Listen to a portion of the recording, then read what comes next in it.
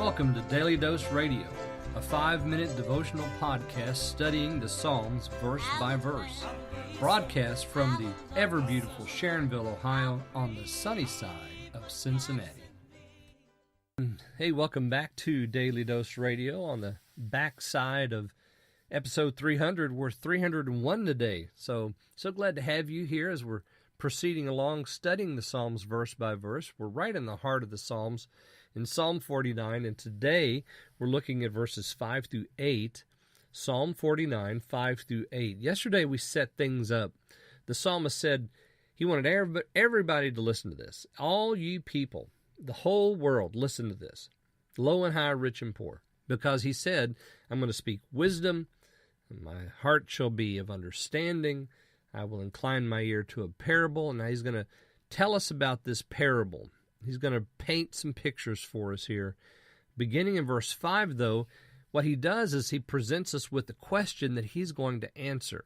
And this is our research question, if you will. He's going to present the RQ, and that research question then is going to be painted in two different ways. He's going to begin by looking at the rich man, and then he's going to look at the man who trusts in the Lord to answer question in verse 5. So let me read 5 through 8. Wherefore should I fear in the days of evil, when the iniquity of my heels shall compass me about? They that trust in their wealth and boast themselves in the multitude of their riches, none of them can by any means redeem his brother, nor give to God a ransom for him. For the redemption of their soul is precious, and it ceaseth forever. All right, so we're looking at the question, why fear?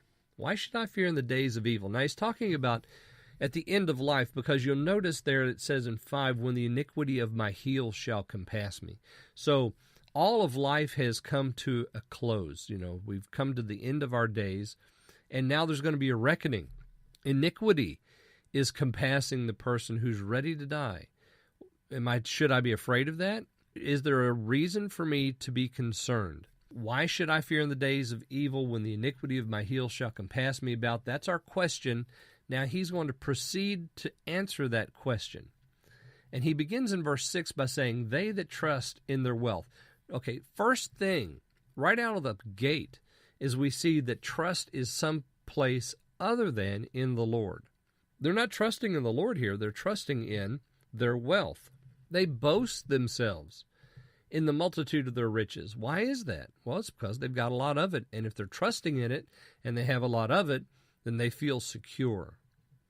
None of them can by any means redeem his brother. That is, he can't buy him back from death. He can't redeem him from the penalty of sin. That's the whole idea of redemption here is central in this particular psalm. When we talk about redemption, we're talking about the buyback program. Okay? God's buyback program is focused on the Savior, Jesus, who died in our place, took our penalty, and purchased us for God with his own blood.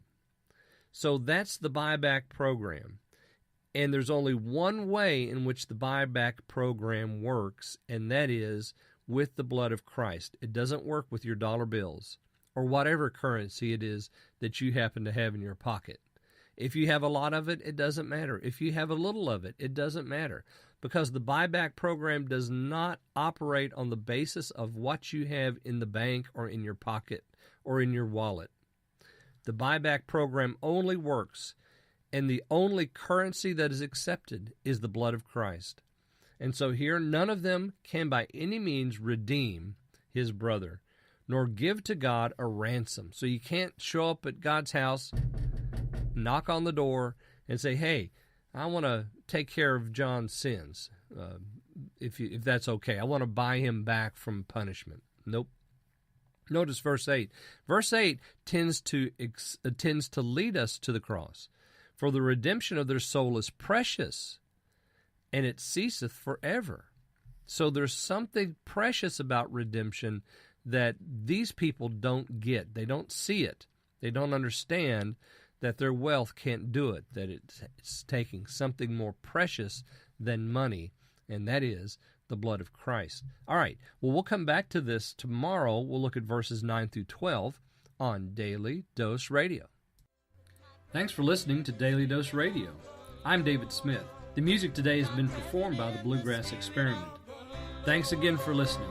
I'll see you next time on Daily Dose Radio.